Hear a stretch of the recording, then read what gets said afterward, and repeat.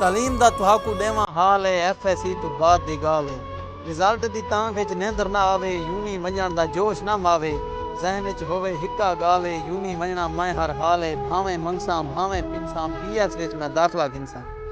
BS विच मेरा दाखला थिया पहले दी मैं क्लास विच गया ज्यों ज्यों वक्त नहीं बढ़ता गया मामला औखा बढ़ता गया प्रोफेसर प्रेजेंटेशन लावे टॉपिक दी कख समझ ना आवे सवेरे इवें मुंह लड़का के मुंडे बैग किताबां चाह के